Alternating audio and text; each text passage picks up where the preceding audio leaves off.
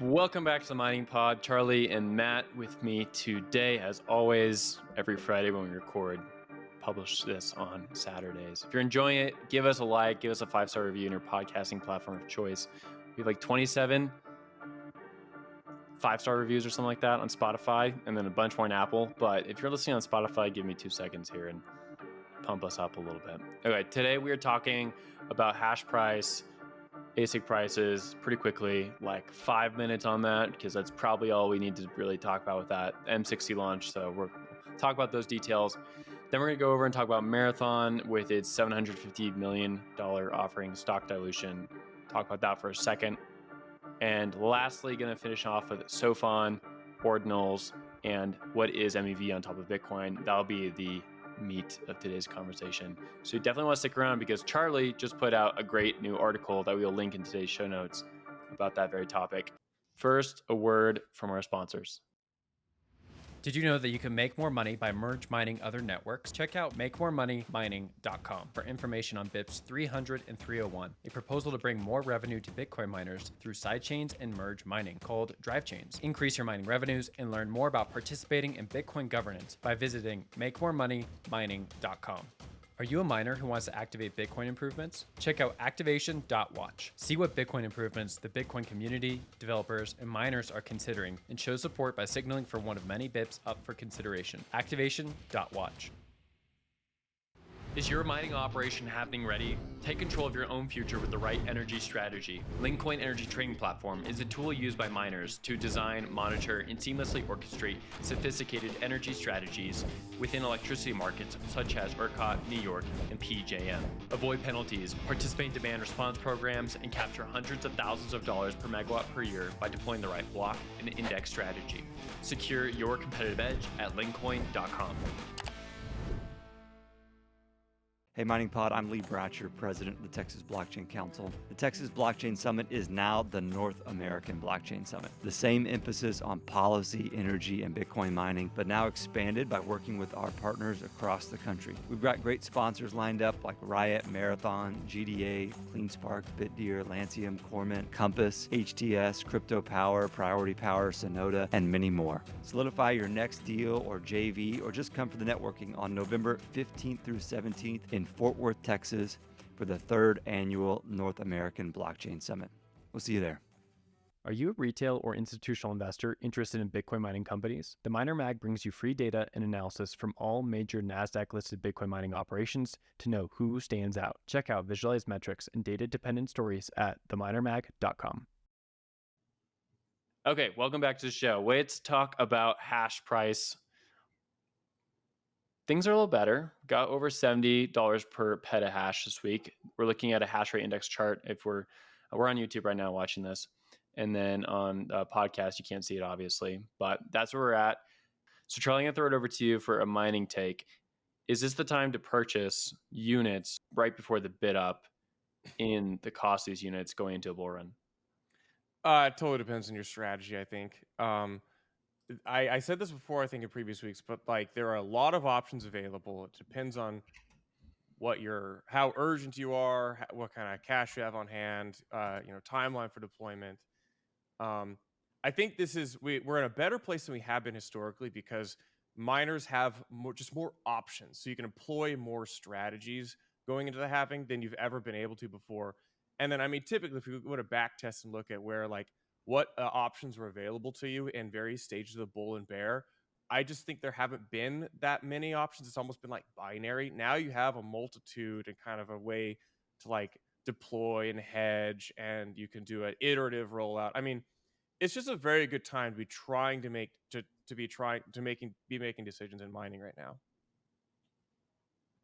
Yeah, I don't know. The last time ASICs were this cheap was 2020, kind of around March, April 2020, when we know what was happening in the financial system around that time, right? So if you've been waiting on the sideline with cash, I don't know how many people have actually been doing that. But if you have, right, ASICs are cheap, and the ETF news is bringing up price a little bit. We just saw hash price pick up. Obviously you have to procure them, you have to get them deployed, etc. But your ROI break even, if you're sub 5 cents per kilowatt hour is like 6 months. Yeah. Miners know what that means, right? Miners know what that means. They know the timeline, until the halving. So it's an interesting time.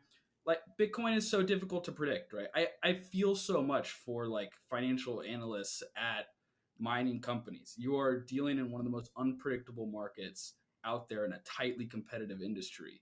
But the fact of the matter is right now, ASICs are cheap. Do with that what you may. Yeah, I just think we'll look back at this year as being especially the latter half of this year, as a good time to acquire ASICs. I just think that the majority of the first half of next year is probably a good time to buy, and then probably after the halving. It just depends, like how you hook them up, what your timeline is, and what you do after that. So I think another comment I want to make on this M60 series is that we've seen the form factor of ASICs since the S17 model remain pretty much the same kind of vertical 2-stack for Bitmain, and the single long oversized shotgun model for the WhatsMiner. And MicroBT is now building kind of the rack mounted and or immersion rigs. So I just think I just like to see new form factors come onto the market, because it actually kind of has all these downstream of the ASIC kind of implications for airflow, rack space, deployment strategy. So I guess we'll see how that changes the actual physical build out of the space in the years to come. For those interested, there's 3 options: air cooling, WhatsMiner M60S and M60, 186 terahash or 170 terahash, with efficiency of 18.5 joules per terahash and 19.9 joules per terahash, respectively. So the M60S, actually, I'm going to correct myself, is between 186 and 170, and the M60 is 172 to 150. And then there's both a hydro model with significantly higher terahash, it's like 390 to 360. There's 2 models there, and then there's a immersion model, which is like 298 to 270. And so there's a few different options they laid out here, which is great to have more options. But that was hotly anticipated. Of course, it comes after the Bitmain announcement and the Canaan announcement, however you want to say it. Matt, we'll never figure it out. Did you guys see the announcement video, like of the presentation? I did not. I saw like the photos. We'll have to throw it in the show notes or something, Will. It was electric. I mean, the presenter was so excited. Is that the one that Kevin from Foundry posted? Kevin Jang posted. Yeah. Oh, let's just pull it up now then. Well, it might be a show notes. It's a very entertaining clip. Okay, a show notes. I just think more presenters should come with his energy. Is all I'm saying. Maybe we should start our shows the way that he starts. We should get him on the podcast to talk about various WhatsMiner models. It'll be the most exciting podcast you'll ever have. Let's do it. Okay, let's go over to Marathon. I gotta throw this up on the screen. Okay, this is from our friends over at the Miner Mag. Marathon eyes another $750 million equity raise. This comes after a few different financing options that they've rolled out over the time being. Marathon, of course, is one of the largest miners by exahash. And then in terms of like the stock market itself, one of the largest market caps, if not the largest. I think it's inching back towards 2 billion. Last cycle, it clipped like 8 billion during the peak. So pretty big stock in terms of Bitcoin. Here, they're raising $750 million in equity. It's diluting everyone else on the market. This follows their strategy, of course, of trying to be the biggest miner by exahash, holding onto their Bitcoin, using a hosted model where they're not building infrastructure, they're deploying in other people's facilities, and then using the public markets in order to buy as many machines as possible. Last year, they did this as well. I think they had an equity raise of some sort, and they went out and bought a bunch of XPs. So this is right on par with like their strategy. Of course, a lot of people look at this and be like, I'm upset. I hold Marathon and I'm getting diluted. But I don't know. I guess you kind of like know to expect that when you're purchasing the stock.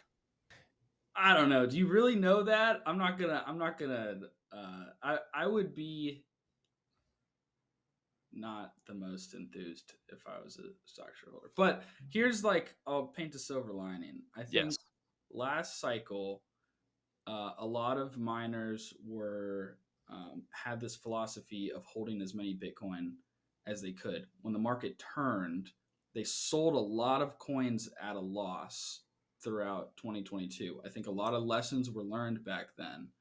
And I think Marathon trying to hold on to as many Bitcoin now as possible could mean in the next cycle, in the run up, their financial desk, the decisions that they make on that side of things could potentially separate themselves from other miners and capture a large return on their Bitcoin holdings in dollar terms, which should make shareholders much more happy if they can pull it off.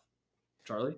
Yeah, I don't really have a lot of specific insight to shareholder dilution as a means of raising capital. It certainly is it seems to me like the lowest friction way for these companies to do this. So, buyer beware of like that risk in reality. But it seems to me that I haven't looked across the entire public market space, but like most of the public miners have done this considerably and have they seem to have reached like a healthy, stable level. And they're able to build up maybe more cash reserves now. I just think this is probably the kind of risk associated with having exposure to public miners which tend to be like kind of more reflexive stocks for Bitcoin bull markets, or they seem to like have these characteristics. So like maybe the kind of risk and cost for having this kind of reflexive exposure to Bitcoin price and mining economics is just the fact that you have these dilution events. So yeah, we'll see. I don't own any public miner stocks. Good points. So I think we'll talk with Anthony Power about this once we get towards the updates for November and October. So it'll be in a few weeks from now. That being said, we have seen a lot of miners do the equity dilution, and you only have a few choices, right? It's mine Bitcoin, sell Bitcoin, mine Bitcoin, hold Bitcoin, use debt, pay high interest rates, or dilute with equity. And this is basically like the three options you have. And some miners do all of them together. Some just pick one or two, and some just go all in on one. And each of them has had different results. Some of them catastrophic. I mean, we can even go back to like 2022 where people were just like levered really high on debt and they went under because those interest payments ratcheted up. So sometimes it's better to turn to the public market. Also, another point to be made is my understanding with these equity offerings, you don't necessarily have to issue all of them when you're raising. So you can go to like a limit of the cap and then you can go under it and just purchase as much as you want from it. So we'll have to see more details there. I think, again, a similar take from the ASIC, my thoughts on the ASIC market is like, I like to see that there's a lot of differentiation across the different public miners. They kind of are picking a lane, like having different strategies, whether they're a hosting or infrastructure, full stack, clean energy, energy agnostic. I just like to see a lot more optionality so we can really kind of see how the execution and really the market treats these different strategies. I love it. Okay, last topic for today. Let's just hand it right over back to Charlie. We're talking about Siphon, quote, Ordinal hub. Oh man, one man caused the Bitcoin Ordinals bear market. Okay, so in Ordinals land, if you're a miner, this is probably one of the most interesting topics you can talk about right now, which is like, what's happening as far as transaction ordering? How can you do interesting strategies to capture more value in Bitcoin? But so in Ordinals land, where we are not just making normal Bitcoin transactions, we have another fungible token protocol on top of it. I've been very critical of it. It's called BRC20, and it's significant market capitalization. It's like 100, 200, $300 million of these fungible tokens. But so the way you mint, or rather the way you create the token, is you issue an inscription, which has the deploy command. And in that deploy command, it has your token ticker and the total supply of it. And the first deploy for each ticker that gets included into a block becomes the canonical issuance of that token. So if you are watching the mempool, if these transactions are broadcast publicly, as most transactions are, you can see, oh, someone's trying to deploy, the mining pod token. And you see that floating around the mempool, you know its fee rate. And if you have an automated system, you can throw in your the exact same deploy inscription and beat with a higher fee rate and beat that into a block, or even a higher or a lower transaction index within that block, and you can become the canonical issuance of that transaction. So what a notable Bitcoin dev, Reindel, kind of a famous guy in the Ordinal space, he has the dick butt, basically. He Wait, you gotta explain that a little it's more. the second inscription ever. You have Okay, thank Casey you. the inventor, and then you have the dick butt, which is the second inscription, which is a dick butt. It's a funny meme. And so he creates this Thank you for bot. explaining that. So yeah, he creates this bot which which watches the mempool, and when it sees one of these BRC20 deploy transactions, it actually just does the same one, issues the same one with a higher fee rate to try to get into a block before that. And he did this with an incredibly high success rate, like 75% success rate. But the other kicker is that for the token supply each time, he limited to 1 instead of like they're like 21 million or 100 million or a trillion. Each token issuance, he just pretty much nuked, and was like, there's only 1 supply for the token.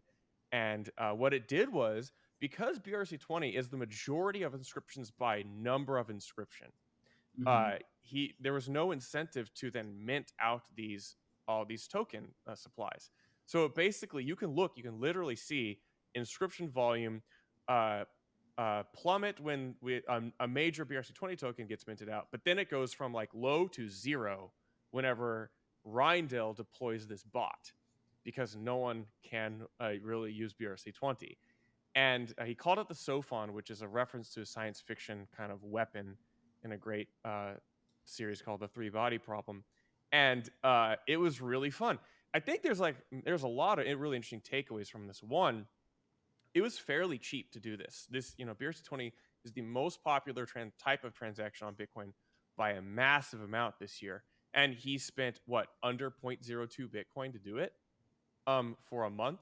So he basically nuked like the entire incentive model for like a few $100, just strategically deployed into a certain transaction type. And so he did that. Now he turned it off, and you can see that as soon as he turned it off, because it ran out of funds, inscription activity jumps back up again. He's literally causative of this phenomenon the past 20 days. So wait. Let me get this straight. I just want to see if I understand this.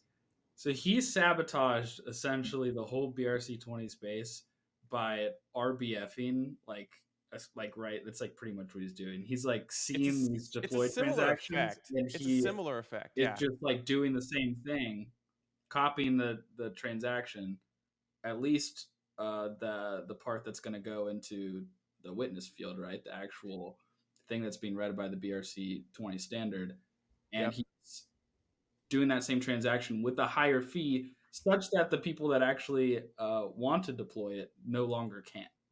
Yeah, their inscription basically gets included into a block, and if that block happens after Reindel's one, or if it happens at a lower transaction index within that block, it's not considered canonical deployment of that token. That is hilarious. And this also is brilliant. For what it's worth, I wrote about this in March when the token standard was launched, and this is all we talked about. I was very critical of BRC20 as a standard. I was like, this is a fun thing. This is subject to minor MEV. This will never work. Woe is me. I was very wrong about this. The market is very irrational, but I think it's fascinating because it was fairly simple to execute just from a developer and funding standpoint. And I mean, it's the kind of thing that like won't survive long term, because all it takes is one other person to deploy another bot, another Siphon, which then competes and bids against it. Now you have, and perhaps even depending on their budget, another event like May, when we saw the BRC20 kind of mania all bidding against each other to get into blocks. This makes Bitcoin's mempool and Bitcoin's block production very PvP. But I will shout out to ROUNDUP, because he donated the entirety of all his UTXOs, which were just sitting there on useless deployed transactions, to OpenSats, and he's very clear that his goal is not to like sabotage everything. It's rather to experiment and to demonstrate interesting techniques. But like, this is another shot across the bow. I feel like there's many this year where it's like, when we have different types of transactions in Bitcoin, which are not exclusively monetary on the base layer, things get very complex really quick and the incentives shift. And now I just think you can't put the genie back in the bottle. Like, whether or not we should or shouldn't have fungible tokens, whether they make sense long term from a fee structuring standpoint, is almost irrelevant. All it takes is more predators lurking in the dark forests of the mempool. So maybe he's going back, and or maybe someone else is inspired here and just going to say, I'm going to make a more sophisticated Siphon, one that you cannot detect, so I can own all these. This is fascinating. I'm gonna throw it to you guys because I talked about MEV. This is, I think, going to be the conversation of 2024 and 2025. Thoughts? This is a really interesting story. I can't wait to read your article. This like just dropped, so this is like Yeah, it's an hour ago before this. Fresh first reaction out of me and Will. But the people that are like anti-ordinals, because basically blocks have been inordinately larger than they have been historically, right? Taking up the full witness size in some blocks. Should be heralding this developer for just like being a savior of block space. Also, the UTXO set has expanded drastically through the BRC20 standard, so he is actively playing defense for the faction of people that disagree with the standard, right? Even though he's simply experimenting and trying out things, it is an underlying flaw in the method of how BRC20 is minting assets, right, and deploying new types of custom tokens. But on the whole, it is saving the computational resource intensity of nodes, right? Because you don't have to have as much in memory from a smaller UTXO set size, and you are less in storage from storing witness data. It's really interesting. The fee thing is a whole nother discussion, but neat stuff. My favorite thing about this is the discussion of MEV on Bitcoin, because that discussion has been a long time coming, with some people talking about it like years ago, going back to Bitcoin Talk stuff, started picking up a little bit more in like 2018, 2019, when we started seeing like the inklings of it with DEXs on top of Ethereum. We had some people talk about like what's going to happen with Bitcoin fees in a post-subsidy world. And then it's picked up so much more over the last 9 months with ordinals and inscriptions, of course. And this is one of the first instances where we're seeing like transaction ordering, like where you're putting your information in a block, really matter. So we did see that a little bit in March, and Charlie, you can correct me if I'm wrong, but like that became like a larger thing during that time. But this Siphon activity certainly shows that you can have some sort of MEV on top of Bitcoin that is akin to what we've been seeing in Ethereum for the last few years, where you can back run, front run, sandwich attack. There's lots of different ways to like exploit this. And it gets even more tricky if we start seeing these things become monetizable. Like a lot of these BRC20s are not worth anything. I wish we had pulled this up already, but I know there's some BRCs that are worth some money. I think like Ords are worth some money to people. But right now there's not that. So that's the only thing I push back on, is like, how big does this get if BRCs don't go anywhere? Like maybe this gets bigger if we have runes come in or like a different token standard pop up, but it could just be a flash in the pan for that reason. And it's just like a dynamic for the moment. Yeah, it's hard to say on what timeline this becomes a more material deal, or perhaps actually integrated into block production itself. Because I will distinguish, this was a person who did not work with a mining pool, who did this independently, a lone dev, if you will. But like now, it's anyone who looks at block production is like, oh, this is a fascinating thing. This did present a real MEV opportunity. This has happened more than once in BRC20 land. Happened last May and this past month.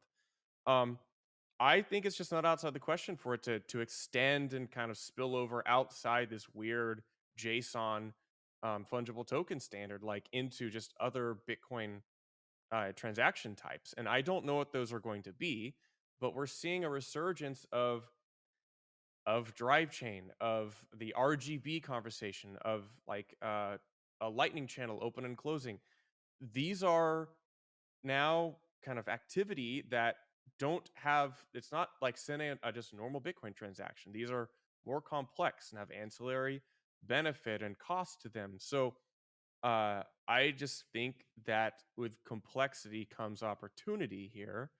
And the more expression Bitcoin gets and the more expression people want to have on the base layer, even if we never fork or soft fork ever again, there's still just enough design space and messing around space for Bitcoin to have a sophisticated MEV activity on it sometime over the next decade. I think it's probably sooner than later. Which would be pretty cool. Pretty cool indeed. A little scary, but also, I mean, it's inevitable, right? I mean, this just made me think of like the other instances of MEV we've seen in the past. And I had one person at Flashbots, we were talking about this back in 2021, just talking about like, is there MEV on Bitcoin? And this is before inscriptions really was a thing. And they were estimating there's like $10 to $50 million worth of MEV on Bitcoin at the time. And I don't know like the time period for that, if that was like over a year, over a day, whatever it was. But it was, the idea around it was basically like, there is potential for if you need to close something with an exchange very quickly and someone front runs you or something like that, you could end up in a situation where you lose value. Here, this is much more concrete. Now, there has been other instances at MEV, I would argue, like edge cases. And this is something I just wanted to bring up, see what you guys thought about it. Is like, what is MEV on Bitcoin? Because we've had pools attack each other and they try to get that tip of the chain. They try to land first. Not a ton of stuff fighting over transaction fees. I think there was something this year where someone like fat fingered something and there was pools fighting over that transaction fee. There's a few blocks going back and forth for it, but that's mostly been it as of now, but kind of depends on how you define MEV. You want to go, Matt? Sure. I mean, we're like semantics, right? It's like But that's the fun of it. It could just be simply like transaction ordering by fee to get the most Bitcoin, right? And just not censoring any transactions, right? That could technically be called MEV. But in the like Ethereum sense, it's kind of like more having to do with kind of off-chain like order books to basically get your transactions included and almost like systematized front running to an extent of noticing opportunities because there's on-chain markets where people are trading and doing financial activity, noticing that, searching for it, proposing it to somebody that's actually going to produce the block, right? And then them splitting some kind of benefit, right? Splitting the share. With Bitcoin, the story gets interesting because of where I think we are in Bitcoin's evolution. There's a lot of talk of covenants right now. There's more asset issuance protocols that are being tested, right? We just talked about Taproot assets. Now that has a completely different implementations from things like Rune or BRC20s, which we aren't necessarily going to get into today. But there are more intriguing kind of second layer outside Bitcoin ecosystem protocols that are developing. Taproot introduced a certain amount of developer capabilities already. People are talking about things like APO, checksig from Stack that will bring even more with covenants, right? What are the implications of that when already in Bitcoin politics, mempool policy is a hotly debated topic, right? And the RBF flagging things that happened last year. It is not an easy time to be a Bitcoin core developer. And I guess I'm just going to take this opportunity to thank people like Gloria Zhao that are really involved in helping kind of maintain the mempool aspect of Bitcoin core code. But I think we're really just at the beginning of a lot of these discussions, Will, of MEV, of how these technologies are going to impact ordering and the nature of Bitcoin transactions themselves, from kind of simple transfers to are they doing more than that? Very eloquent. Yeah, Well said. I think you say it really well, Matt. I personally I like to try to define MEV as broadly as possible. Like I remember it used to be called like it was originally the nomenclature Minor. was minor extractable value. Now Yeah. it's like maximum extractable value, which I think makes sense. It's a broader term. And I think MEV, I said this, it's kind of like rock and roll. Like it's a big concept and it changes from decade to decade. And you have a bunch of different subgenres. And so I think MEV, anything that is not simple, dumb transaction selection is MEV. And then you have kind of scale and amount of it and different strategies deployed. So uh, I just yeah, I don't envy the Bitcoin core devs who have to figure out how to do this. I actually think that the ecosystem is quite underprepared for this because Mhm. I would say there's been an assumption, at least by my kind of evaluation, an assumption that this just wouldn't happen. And also culturally, a lot of Bitcoin has kind of segmented itself off from being familiar with what happens on other blockchains. So we've seen that the mind share on Bitcoin tends to focus only about what's happening on Bitcoin and not like MEV on ETH. So like there's not really this kind of like, I would say it doesn't seem to me like there's like a developer or kind of ecosystem, a natural ecosystem defense from like just from a sophistication standpoint. Which means two things. One, it means there's fewer people like looking to conduct, I would say, very extractive MEV, and fewer people to kind of defend. But as we saw in ETH, things ramped up very quickly. There was like a year or two from MEV being a kind of an edge case thing to being a very sophisticated, well understood industry. I don't see why that doesn't happen on Bitcoin. I would just say look at Bitcoin's block time, and you'll see that MEV on Bitcoin, if and when it happens, is just going to probably have different personality to it. I like to say it's almost like in between blocks, you could pick up the phone and call somebody and have a conversation, and people could manually construct a transaction in that block time.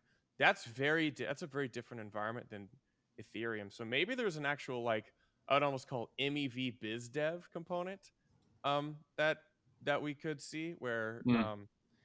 I imagine like kind of the New York Stock Exchange trading floor of like guys on two phones like doing MEV deal flow.